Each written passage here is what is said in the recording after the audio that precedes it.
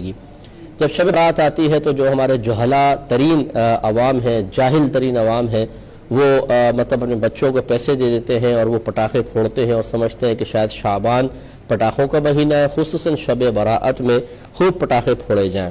یہ بدعت سیئہ ہے، یاد رکھیں، پٹاخے پھوڑنا یعنی ایک ایسی بدعت ہے کہ جس کے بارے میں سرکار نے فرمایا کل بدعت ضلالہ وکل ضلالۃ فی النار۔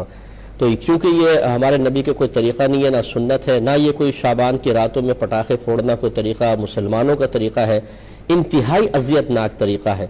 یعنی میں نے ایسی عورتیں دیکھی ہیں، بچوں کو پیسے دے کر کہیں گی یہاں نہ پھوڑنا، آگے جا کے پھوڑو، ہمارے سر میں لگتی ہے۔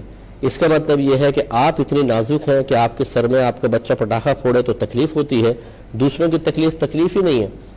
اور اگر کوئی بچہ آپ کے گھر کے سامنے پٹاخہ پھوڑ کے چلے جائے تو جو اس کی پھر ساتھ نسلیں کھنگالی جاتی ہیں وہ بھی کسی پہ مخفی نہیں ہے۔ اپنا بچہ پٹاخے پھوڑ رہا ہے، دوسرے محلے میں جا کے ناک میں دم کر رکھا ہے، لیکن اس کو نہیں منع کریں گے بلکہ پیسے بھی دیں گے۔ تو اچھی طرح یاد رکھیں کہ اپنے بچوں کو روکنا واجب ہے، یہ بالکل بدعت سیئہ ہے۔ ایسا اگر وہ کرے گا تو بچے اگر نابالغ ہیں تو وہ تو قابل گرفت نہیں ہوں گے، بڑے قابل گرفت ہوں گے اور ان کی شدید گرفت ہوگی۔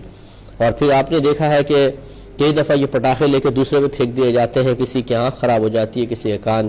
ایک بچی کا میں نے اخبار میں یا خبروں میں مجھے پتہ چلا تھا کہ کسی ایسی شرارت کر کے اس پہ پٹاخہ پھوڑا، آنکھ کے پاس آ کے پھوٹا تو اس کی آنکھ خراب ہو گئی تھی۔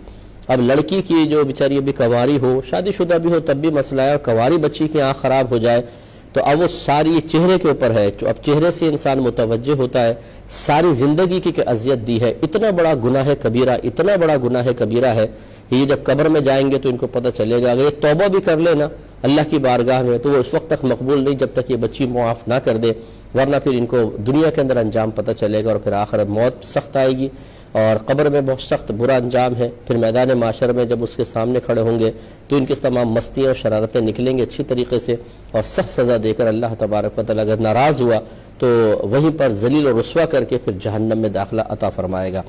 اس لیے اپنے بچوں کو سختی کے ساتھ روکیں، یہ کوئی پٹاخوں کی رات نہیں ہے، نہ ہمارا مذہب اسلام اس قسم کی خرافات کی اجازت دیتا ہے جس سے پورا محلہ اذیت اور تکلیف میں مبتلا ہو جائے۔